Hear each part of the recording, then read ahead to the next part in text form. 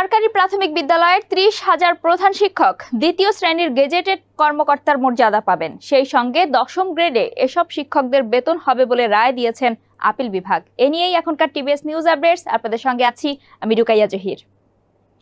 ১৩ March সকালে প্রধান বিচারপতি ডক্টর সৈয়দ রেফাত আহমেদের নেতৃত্বাধীন ৪ বিচারপতির আপিল বেঞ্চ হাইকোর্টের রায় বহাল রেখে এই রায় দেন। আদালতে শিক্ষকদের পক্ষে শুনানি করেন জ্যেষ্ঠ আইনজীবী ব্যারিস্টার সালাহউদ্দিন দোলন। এর আগে ২০১৯ সালের ২৬ ফেব্রুয়ারি সরকারি প্রাথমিক বিদ্যালয়ের প্রধান শিক্ষকদের বেতন দশম গ্রেড সহ গেজেটেড পদমর্যাদা দিতে নির্দেশ দেন হাইকোর্ট। প্রশিক্ষণপ্রাপ্ত ও প্রশিক্ষণবিহীন উভয় প্রধান শিক্ষকদের বেতন স্কেল দশম গ্রেড পদমর্যাদা ২০১৪ সালের ৯ মার্চ থেকে আদেশ কার্যকর করতে বলা হয়। এ বিষয়ে জারি করা রুল যথাযথ ঘোষণা করে বিচারপতি নাইমা হায়দার ও বিচারপতি খিজির আহমেদ চৌধুরীর হাইকোর্ট বেঞ্চ এই রায় ঘোষণা করেন। আইনজীবী সালাহউদ্দিন দোলন সাংবাদিকদের তখন বলেছিলেন, বর্তমানে প্রধান শিক্ষক পদটি দ্বিতীয় শ্রেণীর হলেও তারা বেতন পান ১১ ও ১২তম গ্রেডে, অথচ দ্বিতীয় শ্রেণীর অন্য সব চাকরিজীবী দশম গ্রেডে বেতন পান।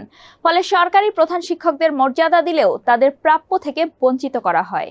ওই দিনই প্রাথমিক ও গণশিক্ষা মন্ত্রণালয় প্রজ্ঞাপন জারি করলেও পরে মন্ত্রণালয় প্রশিক্ষিত প্রধান শিক্ষকদের জন্য ১১ ও অপ্রশিক্ষিত প্রধান শিক্ষকদের জন্য ১২তম গ্রেডে বেতন নির্ধারণ করে।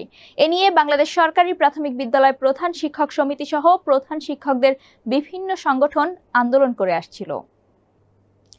২০১৪ সালের ৯ মার্চ তৎকালীন সরকার সরকারি প্রাথমিক বিদ্যালয়ের প্রধান শিক্ষকদের দ্বিতীয় শ্রেণীতে উন্নীত করার ঘোষণা দেন। দর্শক, এ ছিল এখনকার টিবিএস নিউজ আপডেটস। সাম্প্রতিক ঘটনাবলী সম্পর্কে আপডেটেড থাকতে চোখ রাখুন টিবিএসেই।